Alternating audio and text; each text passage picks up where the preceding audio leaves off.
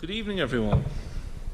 So it is Friday evening, and I've just finished feeding up the rest of the livestock inside.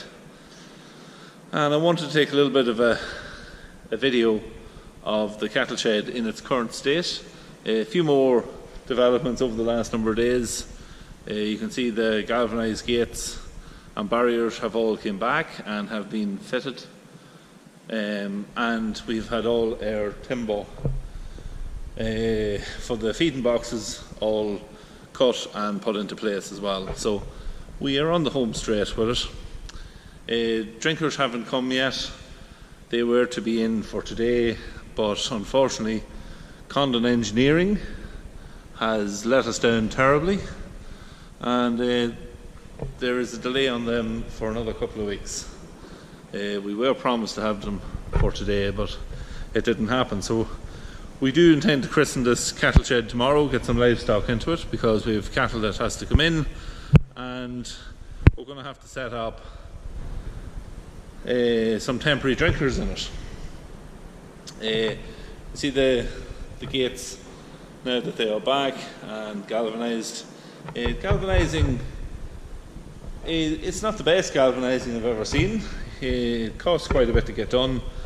All the gates and barriers cost $2,000 to get done. The galvanising itself all costs $2,000 because of the weight of the. It's done on weight of the steel that you send away, and these gates are quite heavy. They're all made from. It's almost 3-inch box, and it's 5mm thick, so it's quite heavy stuff. A gate is fairly heavy, but you need them like that because it's bulls that we usually have in. But you'll see the likes of this gate here. There's only a couple of them like that, but it's all little stippling on it, and it's not the smoothest finish. Whereas if you go up to the likes of this gate here, there's a nice smooth galvanised finish on it. So there's a few gates like that, but overall it's not too bad. Yeah, these are the same gates as we have in the other shed. Fairly simple. They can be lowered.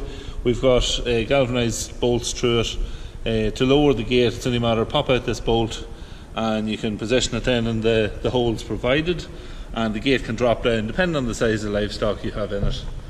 It can be all altered to suit. That's actually in the. It's not the highest position. It's the second highest position there at the minute. Oh, sorry, it is the highest position on this side here. You see, it's bolted into the top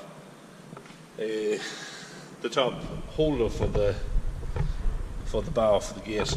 And on this side here, they're a little bit lower, but we're going to drop these down another notch because there's going to be some weanlings coming in on this side. They're going to be fairly small livestock, and we don't want them coming out into the feeding box.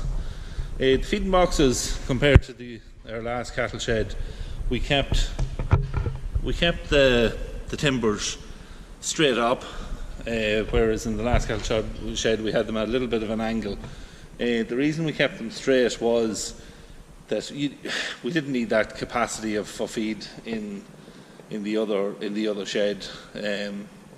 It was kind of wasted, and there is a wee bit of a tendency that you could catch a wheel in it because it's lying out at an angle. It has, over the 10 years since that shed went up, at the diet feeder, if you were pulling out, you could catch it if you weren't just paying attention or there was something else going on. So you just have to be careful in it. Also, the fact that we're feeding on both sides here, capacity is never going to be a problem in this. I know the pens is slightly bigger, but it's not going to be an issue. You can see the holders for the planks are all galvanised as well. Yeah, overall now we are happy with it. What we're going to do is we're going to put in a temporary drinker on both sides. We have the water pipe here. The way we had intended to work it is that the water pipe, where it comes in, runs up here in the centre of the gate. You can get in here, access to put on the fitting, and then it runs over then, and there's an access point over in the box. The box section then over on that side as well. So there's we have little galvanised covers then that just sits over that, and they're held on with a couple of tack screws. It's fairly simple and works well. It's worked well in the other cattle shed as well. The timbers are treated. They're just standard 9x3s, and they're pressure treated. They only got cut out yesterday, and they're fitting very well. Very happy with how they have turned out as well.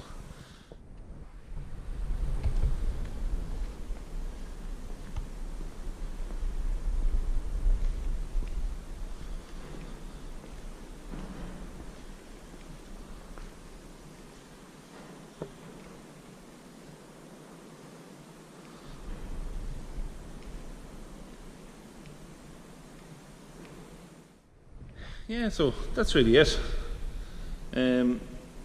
So there will be cattle in here tomorrow. We're going to take in a batch of heifers. There is a few of the heifers I will keep for breeding for next year, but most of them will be going to be for finishing. There'll also be probably a couple of cows in here that we didn't put back in calf, and they'll also be for finishing. They'll be with the heifers, and we'll also have some cattle coming that we purchased as well. So there'll be a little bit of cattle walk tomorrow, and I'm going to try and get a bit of footage of that. The heifers, we're going to IBO them and worm them. We're not going to fluke them, or we'll not clip their backs for a few weeks. So they'll be back out for that a bit later on, but we'll worm them as they go in.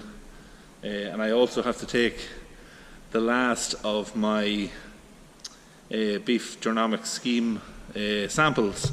These are heifers that haven't been on an out farm all year, and I haven't been able to get the samples for them, and I have to have the samples sent in before the end of this month. So we're running a little tight for time. I want to get that done tomorrow as well, but I'm going to try and take some footage of all that when we're doing it. And also we've bought some cattle as well, and they'll be coming and going in here as well, so we'll be IBRing those as well.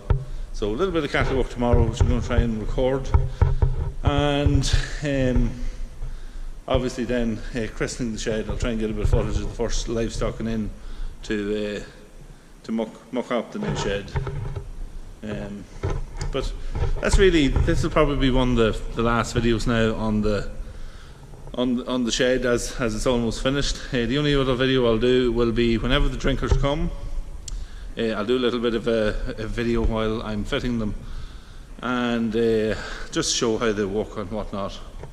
And then the other thing will be just when the cattle's coming in tomorrow. That's really the only other footage I'll be doing here of the shed. So I hope you enjoyed this little series of videos, watching how the shed progressed over the last number of months. It's great to have it done and ready for livestock. So that's really it. Thank you very much for watching, and we'll see you tomorrow.